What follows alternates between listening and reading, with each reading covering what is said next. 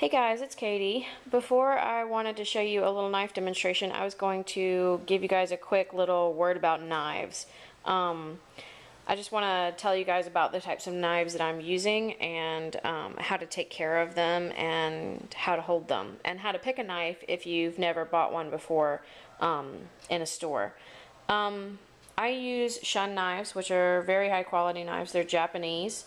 They are from a company that used to make samurai swords, and it's very cool. They treat their metal really cool so that they're nice and light, but they're also really strong to be able to cut whatever you need to.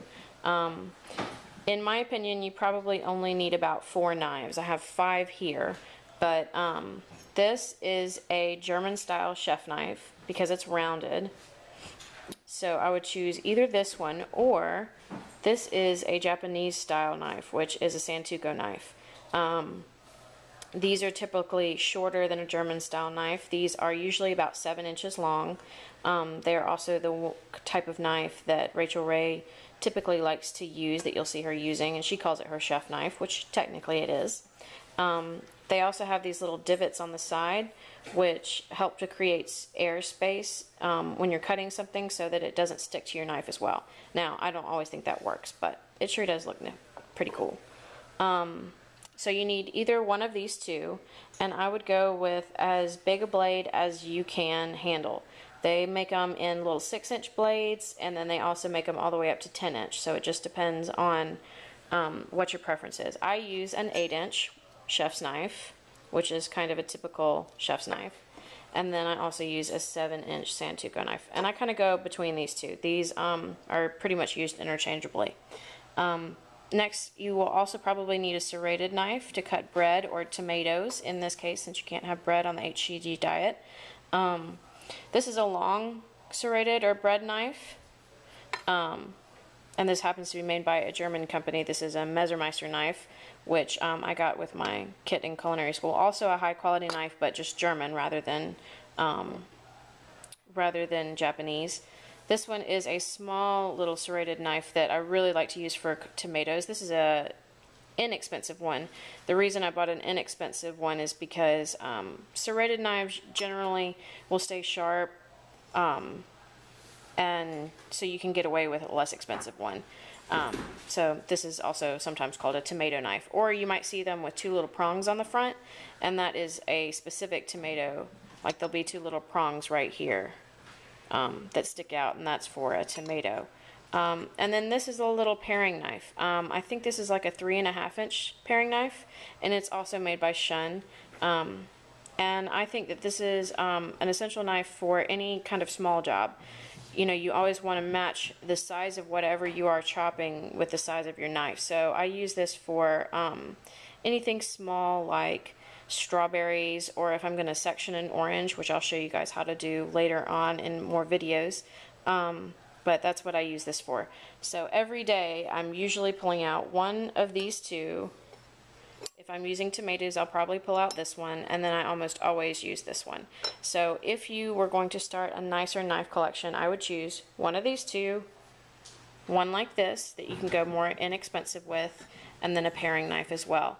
The Shun knives usually end up being probably over $100 a piece, depending upon which ones you buy and which line you buy. But you can also buy ones that are under $100. I think they're made by Global. And I think that's the type of knife that that Giada De Laurentiis usually likes to use, and they have completely wood handles.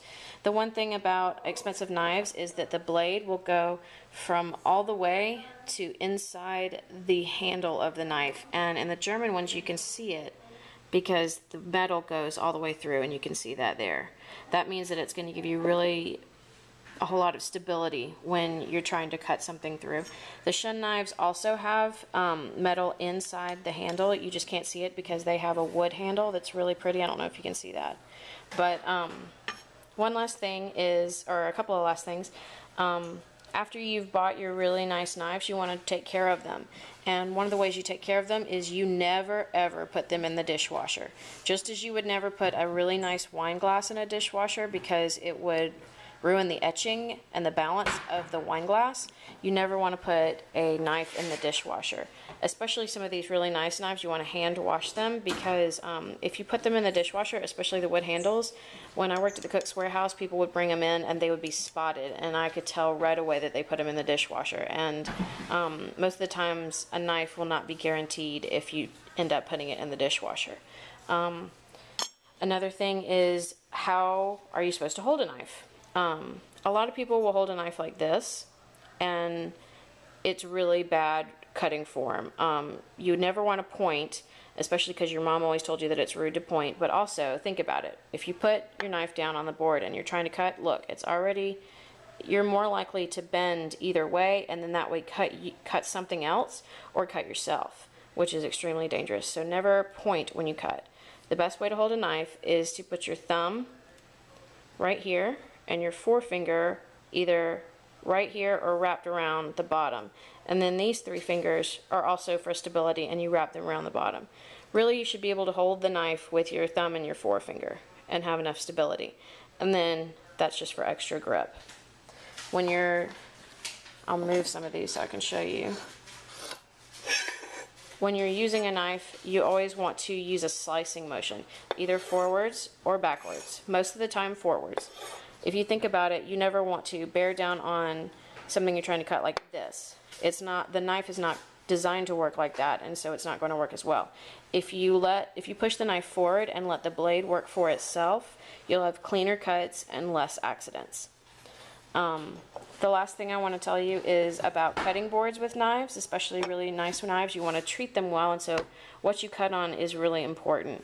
You can cut either on a wood cutting board, and this is a beautiful wood cutting board that one of my uncles actually made. He's a woodworksman, and he took a bunch of different types of woods and then fit them together in a checkerboard pattern. It's a really nice piece of art, but this is kind of one of a kind. But either a wood cutting board, any kind of quality will work. You can also use bamboo, which is really inexpensive.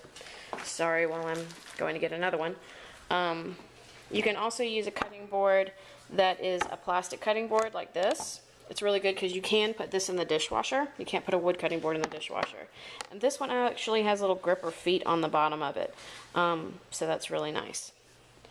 But that's going to be all for our little knife intro, and you guys can look for other videos for me showing you how to use some of these nice knives and the proper cutting techniques for a bunch of different vegetables and fruits that are on the HCG diet. Thanks you guys for your time. Have a great day.